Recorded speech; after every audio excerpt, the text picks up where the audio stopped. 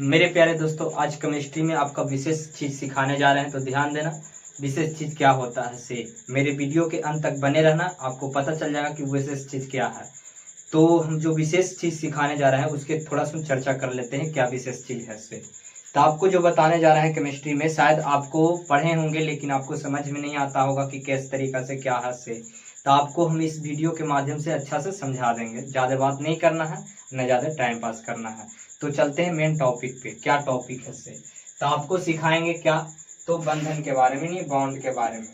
Bond के बारे में आपको सिखाएंगे। बॉन्ड, बॉन्ड यानी बंधन, बंधन के बारे में आपको सिखाएंगे। उसके बाद में ब्लॉक, ब्लॉक के बारे में सिखाएंगे कि ब्लॉक क्या है। ठीक है, ब्लॉक के बारे में जिसे आप, अच्छा बंधन क्या है, बंधन जिसे आप जानते होंगे कि कार्बन, क्या कार्बन जो है 4 बंधन बनाता है। कितने? 4 बंधन।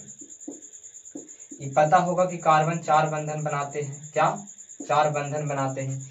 लेकिन क्यों 4 बंधन बनाते हैं, 5 क्यों नहीं बनाते हैं, 6 क्यों नहीं बनाते हैं? तो ध्यान देना, इस चीज को हम बताएंगे कि काहे 4 बंधन बनाता है कार्बन।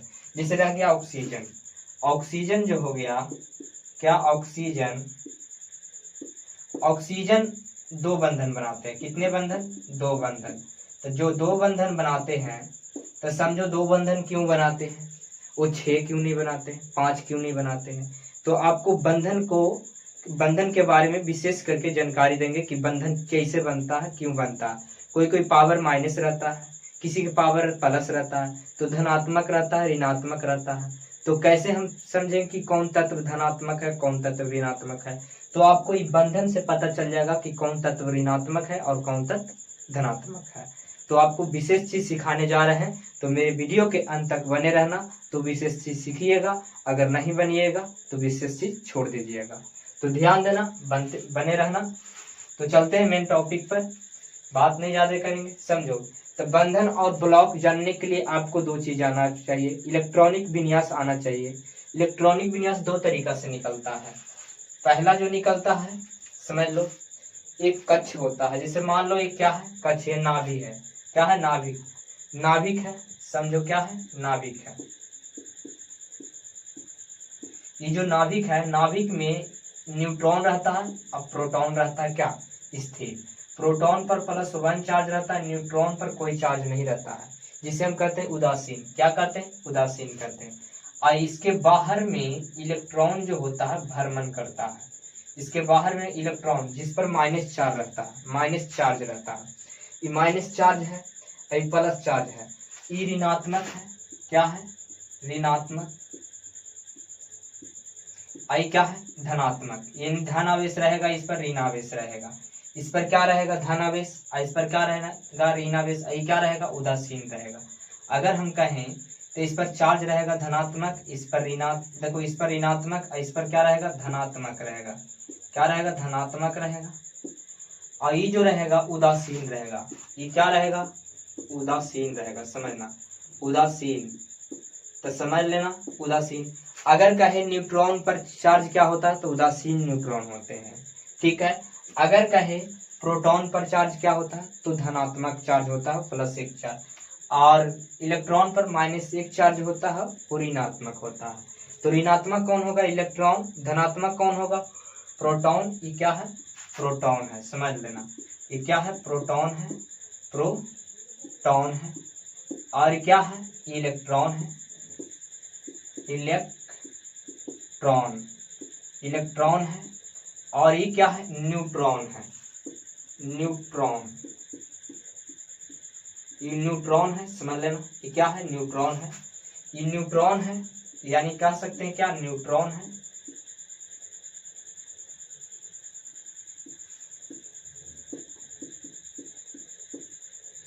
न्यूट्रॉन है, ये प्रोटॉन है, ये इलेक्ट्रॉन है। तो इलेक्ट्रॉन जो रहेगा ऋणात्मक चार्ज रहेगा, प्रोटॉन रहेगा धनात्मक चार्ज, लेकिन न्यूट्रॉन जो रहेगा क्या रहेगा? उदासीन रहेगा। अब ध्यान देना, ये भी आपको एग्जाम में पूछता है कि नाभिक में कौन स्थिर रहता है। तो नाभिक में कौन स्थिर है? तो न्यूट्रॉन और प्रोटॉन स्थिर है। तो न्यूट्रॉन और प्रोटॉन स्थिर है। ध्यान देना, ये भी कह सकता है कि नाभिक के बाह्यतम कक्ष में कौन भ्रमण करता है। कौन भ्रमण करता है? तो इलेक्ट्रॉन भ्रमण करते रहता है। ध्यान देना, समझ लेना। अब यहाँ पे समझते हैं कि न्यूट्रॉन प्रोटॉन जो हो गया, समझो अगर हम कहें कि जैसे मान लिया जाए कि कार्बन की परमाणु संख्या 6 होता है, क्या होता है? 6। तो 6 जो हो गया, ई हो गया क्या? ई हो गया इलेक्ट्रॉन। क्या हो गया? इलेक्ट्रॉनों की संख्या। इलेक्ट्रॉनों की संख्या बराबर प्रोटॉनों की संख्या होता है, यानी इलेक्ट्रॉन जितना रहेगा उतना प्रोटॉन रहेगा। तो इलेक्ट्रॉन्स की संख्या बराबर क्या होता है? प्रोटॉनों की संख्या, दोनों बराबर रहता है। तो जितना इलेक्ट्रॉन रहेगा उतना प्रोटॉन रहेगा, ये दोनों आपस में क्या रहता है? बराबर रहता है। लेकिन ध्यान देना, अगर परमाणु भार के बारे में पूछे, परमाणु क्या? परमाणु भार, परमाणु भार के बारे में पूछे कि परमाणु भार किसके बराबर होता है, तो परमाणु भार जो होता है बाबू बराबर, तो न्यूट्रॉन प्लस प्रोटॉन के बराबर होता है। न्यूट्रॉन प्लस प्रोटॉन के बराबर क्या होता है? परमाणु भार होता है। परमाणु भार किसके बराबर होता है? तो न्यूट्रॉन प्लस प्रोटॉन के बराबर होता है, जो कई एग्जाम में पूछा जाता है कॉम्पिटिटिव वाला में। तो ध्यान देना, परमाणु भार जो होता है, परमाणु द्रव्यमान जिसे कहेंगे, क्या कहेंगे? परमाणु द्रव्यमान। भार कहो या द्रव्यमान कहो, भार कहो या द्रव्यमान कहो, किसके बराबर होगा? तो परमाणु द्रव्यमान होता है न्यूट्रॉन और प्रोटॉन के बराबर होता है, जो कई बार एग्जाम में पूछा गया है क्वेश्चन कॉम्पिटिटिव वाला में। तो ध्यान देना, कॉम्पिटिटिव वाला में और कोर्स वाला में तो पूछ दे देता है। तो समझो, अगर कहे कि परमाणु संख्या जो है, परमाणु, समझना, परमाणु संख्या किसके बराबर होगा, तो परमाणु संख्या जो होता है, इलेक्ट्रॉन जिसे कहेंगे, इलेक्ट्रॉन होता है प्रोटॉन के बराबर। क्या होता है? प्रोटॉन के। तो परमाणु संख्या प्रोटॉन और इलेक्ट्रॉन के बराबर होता है। परमाणु संख्या कहो तो इलेक्ट्रॉन के बराबर होगा ना, तो प्रोटॉन के बराबर होगा। तो ध्यान देना, इस बात को समझना। लेकिन परमाणु भार या परमाणु द्रव्यमान कहे तो किसके बराबर होगा? न्यूट्रॉन और प्रोटॉन के। तो इस चीज को विशेष छोटे छोटे पॉइंट को याद रखना। आगे चलेंगे, समझना। आगे हम समझाते हैं आपको कि जैसे अगर मान लिया जाए कि हमें इसको निकालना है, क्या? इलेक्ट्रॉनिक विन्यास। क्या है? इलेक्ट्रॉनिक विन्यास। तो जैसे ये नाभिक है, तो नाभिक के बाहरी कक्ष है, ये सब क्या है? कक्ष बना देते हैं। इसमें न्यूट्रॉन, प्रोटॉन, इसके बाह्यतम कक्ष में इलेक्ट्रॉन भ्रमण करेगा, ठीक है, और ये जो है प्रोटॉन और न्यूट्रॉन स्थिर रहेगा। अगर हम कहें छोटा सा पॉइंट लेके चलें, तो देखो यहाँ से स्टार्ट करते हैं, तो के हो गया, एल हो गया, एम हो गया। इसी प्रकार से अगर हम कक्ष बनाएंगे तो एम हो गया, एन हो गया, ओ हो गया, और अधिक तक लेके जाएंगे। अगर हम इसको सेट करेंगे तो के हो गया पहला, ये दूसरा कक्ष, ये तीसरा कक्ष, ये चौथा कक्ष, इसी प्रकार से ढेर कक्ष हो जाएगा। अब ढेर कक्ष हो गया, अगर हम इसको इलेक्ट्रॉनिक विन्यास में सजाना चाहेंगे तो किस तरीके से सजाना चाहेंगे? तो देखो, K L M N O P Q, मतलब इस तरीके से आप ले जा सकते हैं अधिक तक। लेकिन ध्यान देना, इसका जब सूत्र जब सेट होता है तो किस पर होता है? तो 2n स्क्वायर पर होता है। क्या? 2n square. कक्ष, इस तरीका से कक्ष निकालने का सूत्र होता है 2n स्क्वायर। 2n स्क्वायर क्या है तो समझना। अगर मान लिया जाए कि हमको पहला कक्ष का निकालना है, तो पहला कक्ष का यहाँ पे रखेंगे 2 गुना 1 का स्क्वायर बराबर क्या हो गया? 2 गुना 1 का स्क्वायर करेंगे तो 2 हो जाएगा। ये पहला कक्ष में कितने इलेक्ट्रॉन? 2 इलेक्ट्रॉन रखा जाएगा, ठीक है, 2 इलेक्ट्रॉन रखा जाएगा। अगर हम कहें कि इसको दूसरे कक्ष में निकालना चाहें, क्या? दूसरे कक्ष में निकालना चाहें तो दूसरे कक्ष में कैसे निकालेंगे? तो देखो, दूसरा कक्ष के लिए 2 है तो 2 का स्क्वायर हो जाएगा, 2 दूनी 4, 4 दूनी 8 हो जाएगा। दूसरे कक्ष में क्या हो जाएगा? तो दूसरे कक्ष में 8 गो इलेक्ट्रॉन रखाएगा, तो 2 गो 2 4 गो हो गया। अब 4 2 6 गो और 6 2 8 गो रखा गया। इसी प्रकार से हम कह सकते हैं कि इलेक्ट्रॉनिक विन्यास हम ऐसे निकालेंगे कि पहला में 2, दूसरा में 8, तीसरा में कहेंगे, तीसरा में क्या? तो तीसरा के लिए लिखा है, तीसरा के लिए निकालेंगे क्या?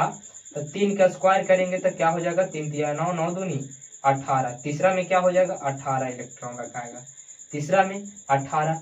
इसी प्रकार से अगर चौथे में निकालना चाहेंगे, क्या? चौथे में अगर निकालना चाहेंगे बाबू तो किस तरीका से निकलेगा? तो चौथा में स्क्वायर करेंगे तो क्या होगा? 4 4 16 हो जाएगा, और गुना 2 से 16 दूनी 32। इसी प्रकार से निकलने चल जाता है। तो ध्यान देना, एक होता है के एल एम एन के स्क्वायर। देखो, के एल एम और एन पर निकलता है इलेक्ट्रॉनिक विन्यास, और दूसरा इलेक्ट्रॉनिक विन्यास किस पर निकलता है, तो दूसरा को चलेंगे बताएंगे। तो ध्यान ये सब को बात को नोट कर लेना, समझ लेना, क्योंकि ये इंपॉर्टेंट बात है। केमिस्ट्री अगर आप जानना चाहते हैं कि हम बेस बढ़िया से केमिस्ट्री जानकारी ले लें, किस तरीके से बंधन बनता है, तो दूसरा चीज समझाएंगे। तो ध्यान देना, इस चीज को समझ गया, आगे चलते हैं। अब देखो यहाँ पे समझाएंगे दूसरा KLM पर, तो जान गया KLM पर कैसे आता है कि 2 I 8 I 18 I 32 कैसे आता है, जो तो समझ गया। अब समझाने जा रहे हैं आपको, एगो होता है ब्लॉक पर के आधारित पर, जो कैसे पता करेंगे कि कौन सी ब्लॉक में है। तो उसके लिए आपको याद रखना होगा, जैसे देखो ना, आप देखे होंगे पीरियोडिक टेबल में आप देखे होंगे कि SPDF रहता है। क्या रहता है? S रहता है, P रहता है और D रहता है और F रहता है। तो ये सब क्या है? एक ब्लॉक है। क्या है? सब सभी ब्लॉक है, समझना क्या है, सभी ब्लॉक है। तो जो ब्लॉक है बाबू, तो समझो ये ब्लॉक जो है, S में कितने इलेक्ट्रॉन रखाएगा, तो S में 2 इलेक्ट्रॉन, P में 6 इलेक्ट्रॉन और D में 10 इलेक्ट्रॉन और F में 14 इलेक्ट्रॉन धराएगा। तो इलेक्ट्रॉन होता क्या, वास्तविक रूप में हम बताएं तो इलेक्ट्रॉन जो होता है, समझ लेना इलेक्ट्रॉन क्या है। वास्तविक रूप में आप देखे होंगे पीरियोडिक टेबल में, यानी आवर्त सारणी में, तो देखे होंगे सजा कर लिखा रहेगा। तो उसमें क्या दिखाता है कि S जो होता है, S में 2 गो तत्व ऐसे करके डाला रहता है, ऐसे करके 2 तत्व भरा रहता है। तो 2 तत्व रखा हुआ है सजा करके, समझो कि S ब्लॉक में तो 2 गो। अब P में 6 गो ऐसे ही पट्टी रखल रहेगा, P में 6 गो रहेगा अंतिम वाला में, P में 6 गो इस तरीका से रहेगा, P में कितने 6 गो रहेगा इस तरीका से आके। और उसके बाद में D में जो रहेगा, D में इस तरीका से नीचे आपको मिलेगा, D में के वो 10 गो ऐसे करके आपको मिलेगा D में इस तरीका से 1 2 3 4 5 6 7 8 9 10 गो आपको ये मिलेगा। अगर हम इसको कहें तो समझ लेना कि जब हम यहाँ से गिनेंगे 1 है 2 है, यहाँ से अगर 3 4 5 6 7 8 9 10 11 और 12 को तत्व ऐसा हो जाएगा। अब देखो 3 से लेके 12 तक भर देंगे। अब उसके बाद में जो आएगा 6 गो रखाएगा, के गो 6 गो रखाएगा। यहाँ से मान लो कि 12 गो रखा गया, 13 से स्टार्ट होगा, 13 14 15 अब इसी प्रकार से 16 17 और 18, इसी प्रकार से 18 को जो मिलता है। अब समझो 1 से लेके 18 तक ऐसे सजल रहता है आवर्त सारणी में। अब समझो आवर्त सारणी में ऐसे रहता है, जो ई जो रहता है वो डी ब्लॉक के तत्व रहता है। क्या रहता है? डी ब्लॉक तत्व, यानी डी ब्लॉक का तत्व रहता है। समझना क्या रहता है? डी ब्लॉक तत्व होता है, डी ब्लॉक तत्व। और जो रहता है, समझ यहाँ से यहाँ तक के पी ब्लॉक का तत्व होता है। क्या होता है? पी ब्लॉक का तत्व। तो समझना पी ब्लॉक का तत्व होता है, पी ब्लॉक का तत्व होता है। और ई जो रहता है 1 से लेकर 2 तक के, ई क्या रहता है? एस ब्लॉक का तत्व रहता है। तो देखो अगर एफ ब्लॉक कहें तो एफ ब्लॉक का तत्व कहाँ से आता है? तो यही डी में से काट करके एफ जो रहता है 14 गो भरा जाता है, इसी डी में से काट करके एफ 14 गो भरा जाता है। तो समझना, इसके लिए ब्लॉक जानने के लिए आपको एक चीज ये समझना पड़ेगा, इलेक्ट्रॉनिक विन्यास किस तरीका से निकालना पड़ेगा, उस चीज को हम समझाएंगे। तो पहले समझ जाओ कि देखो यहाँ से 3 से लेके 12 तक क्या मिल रहा है। तो 3 से 12 तक मिलेगा आपको डी ब्लॉक। कितना से? 3 से लेके 12 तक, 3 से 12 तक आपको मिलेगा डी ब्लॉक। क्या मिलेगा? डी ब्लॉक में, यानी 10 गो तत्व है डी ब्लॉक में, ठीक है। और डी ब्लॉक में से काट करके निकाला जाता है एफ ब्लॉक में। लेकिन पी जो होता है, सुनो, 13 से लेके 18 तक होता है। क्या? 13 से लेके 18 तक जो होता है, क्या में होता है? तो पी ब्लॉक में होता है। समझ लो, 13 से लेके 18 तक जो होता है पी ब्लॉक में होता है। तो समझ लेना इस बात को, 13 से लेके 18 तक क्या होता है? पी ब्लॉक में होता है। अब यहाँ पे देखो एस ब्लॉक में 1 से 2 तक के होते हैं। एक ब्लॉक देखो, एस ब्लॉक में जो होते हैं 1 से लेके 2 तक के तत्व रखे जाते हैं।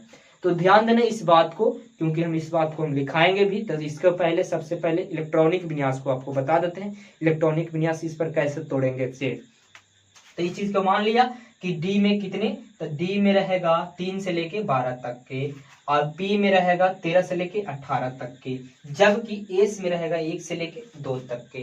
क्योंकि आवर्त सारणी को अगर जानना है तो इस चीज को दिमाग में सेट रखना, कहाँ से कहाँ तक रहता है। आगे चलते हैं, ध्यान देना, आगे ध्यान देना किस तरीका से होता है, समझ लो, थोड़ा बताते हैं। अब चलो हम देखते हैं इलेक्ट्रॉनिक विन्यास लिखेला सिखाते हैं, किस तरीका से लिखना है से। ब्लॉक चेक करने के लिए किस प्रकार से लिखना है बाबू, तो समझना ब्लॉक कैसे चेक होता है से। तो ब्लॉक चेक करने के लिए आपको ध्यान देना होगा कैसे। सबसे पहले जिस तरीका से बोलेंगे उस तरीका से आपको कॉपी पर नोट करना होगा, तब आप ब्लॉक बनावेला सीख जाएंगे। ब्लॉक कैसे है, किस वर्ग के हैं, किस आवर्त के हैं, किस तत्व के हैं, सब आप जानकारी ले लेंगे। एकदम गारंटी देते हैं, बहुत अच्छे से समझाएंगे और समझना भी। तो देखो ध्यान देना, सबसे पहले क्या कह रहे हैं कि जैसे हम कह रहे हैं वो से सजाना है। देखो एस लिख दिए, इसके बाद में एस के बाद लिखना, एस के जैसे है एस है तो एस, उसके बाद में एस पी लिखना, क्या एस पी, ठीक है। उसके बाद में एस पी डी लिखना, ठीक है, एस पी डी।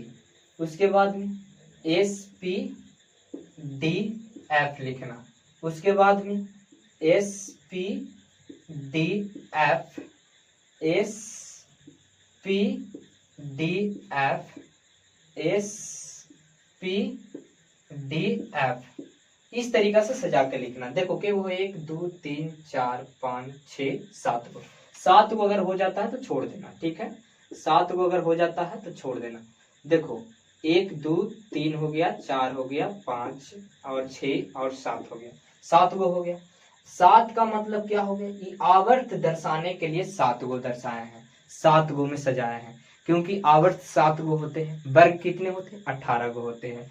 ऊपरे वाला जो जख्म देखा था आवर्त पीरियोडिक टेबल की तरह सजाया था, उसमें वर्ग था 18 और आवर्त था 7, वो बताएंगे तो समझना। यहाँ पे इस तरीका से आपको लिखना पड़ेगा, S S P S P D S P D F S P D F S P D F S P D F, ऐसे सजा के आपको लिखना पड़ेगा।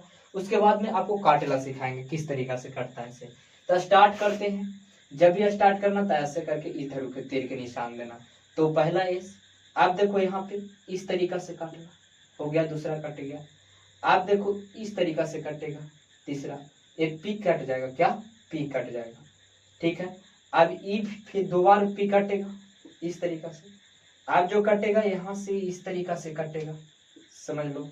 अब यहाँ से काटना, जैसे काट रहे हैं 3, 2 बार ई कटेगा, समझ लो, 2 बार क्या कटेगा, ये वाला 2 बार कटेगा। अब हो गया, अब एक बार जो कटेगा 4 को वाला कटेगा एक बार, ध्यान देना इस तरीका से।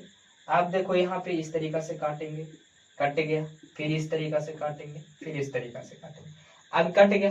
अब इसको लिखेंगे सजा करके, क्या सजा करके लिखेंगे। तो कैसे लिखेंगे तो समझो, समझना किस तरीका से लिखेंगे।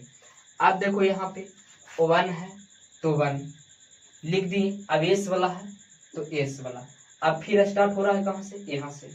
तो ये कौची में है 2 में, समझो बाबू, देखो यहाँ पे 2 में है तो क्या हो जाएगा 2s।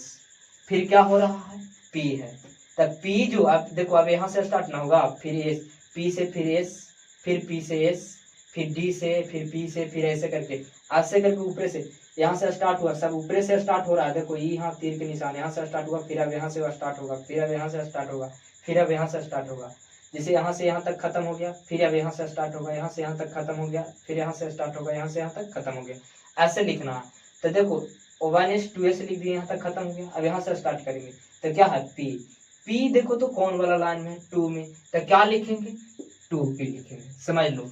अच्छा, अब उसके बाद में आ रहा है यहाँ पे s कौन वाला लाइन में 3 में, तो क्या लिखेंगे 3s, क्या लिखेंगे 3s लिखेंगे।